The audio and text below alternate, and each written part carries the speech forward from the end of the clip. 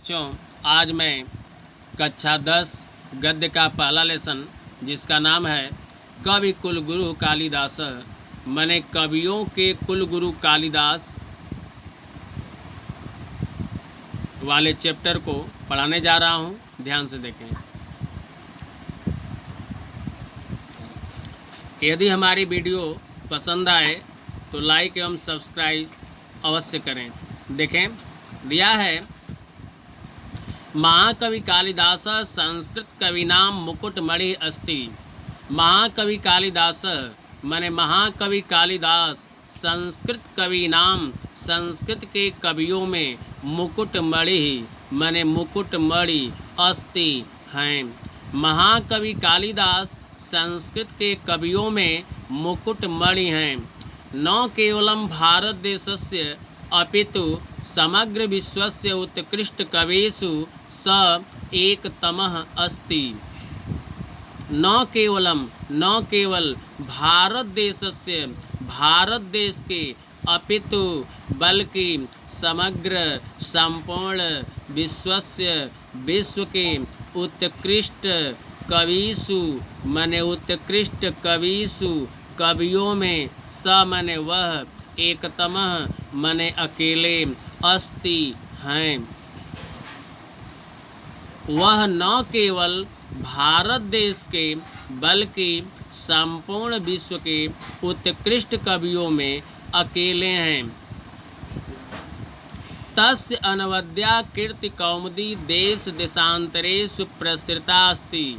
तस्य उनकी अनवद्या निरंतर कीर्ति कौमुदी मन यश रूपी चांदनी देश देशांतरेषु देश और देशांतरेषु विदेशों में प्रसृता फैली अस्ति है। उनकी निरंतर यश रूपी चांदनी देशों और विदेशों में फैली है। भारत देशे जन्म लब्ध्वा स्वकवि कर्मणा देववाणीं अलंकुर्वाण स न केवलं भारतीयः कविः अपितु विश्वकविः इति सर्वे आदर्यते।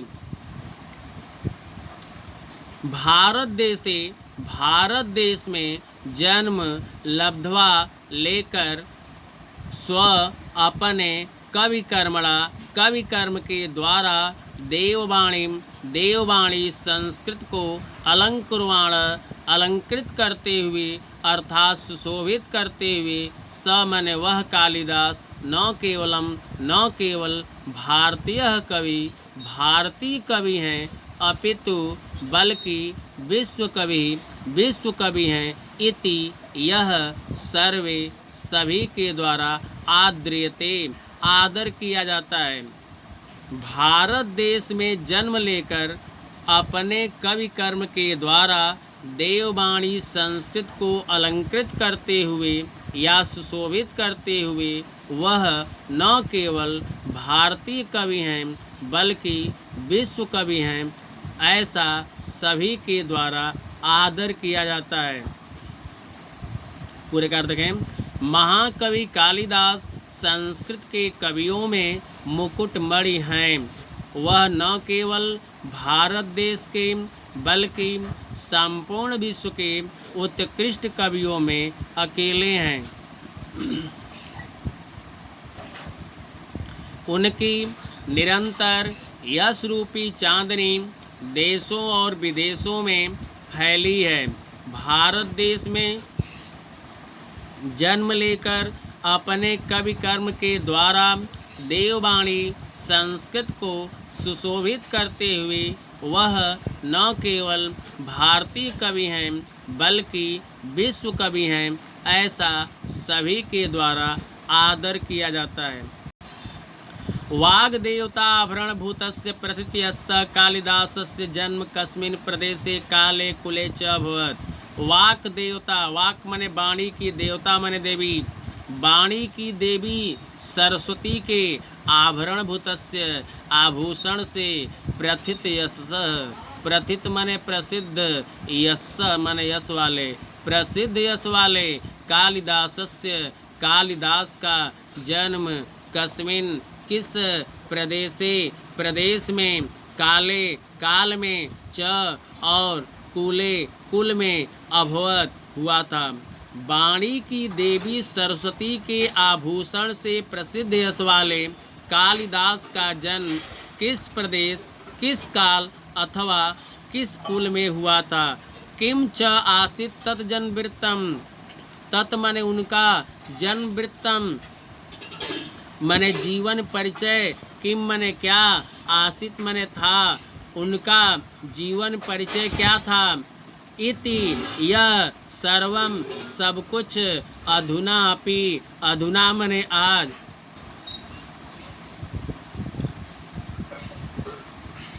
अपि भी, विवाद कोटिम विवाद की सीमा से, न अतिक्रामति परे नहीं है, अर्थात विवादास्पद है। उनका जन्म स्थान क्या था? यह सब कुछ आज भी विवाद की सीमा से परे नहीं है। इतर कवयिव कालिदास आत्मज्ञापने स्वकृतिषु प्रायः धृत मौन एव अस्ति। इतर अन्य कवय कवियों की इव तरह, अन्य कवियों की तरह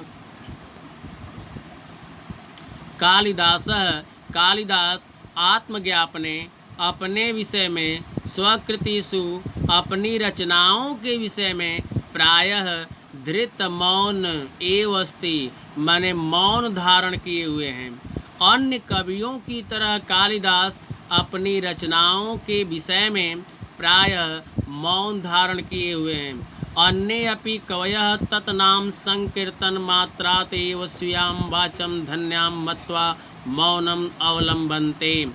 अन्य अपि दूसरे भी कवयः कवि तत् उनके नाम संकीर्तन, नाम का कीर्तन करने मात्रात मात्र से, एव ही दूसरे भी कवि उनके नाम का कीर्तन करने मात्र से ही स्वयं अपनी वाचम वाणी को धन्याम धन्य मत्वा मानकर मौनम मौन का अवलंबनते आश्रय लेते हैं।